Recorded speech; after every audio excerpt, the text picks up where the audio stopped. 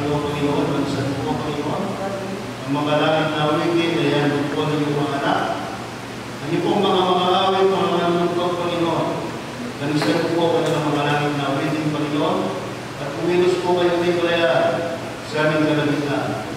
Lord, bigyan po kami ng pananabik sa pagtupoy, magsamba sa aming Panginoon. Bigyan po, Panginoon, sa dabo ng pagbibigay. Lord, pangalanan niyo po ang magdasyon ng bibig, Panginoon. Lalo higit, O Diyos, yung po buhay na salita na yung malilinig sa aming Panginoon. Bigyan niyo po ito ng pamangkalihan.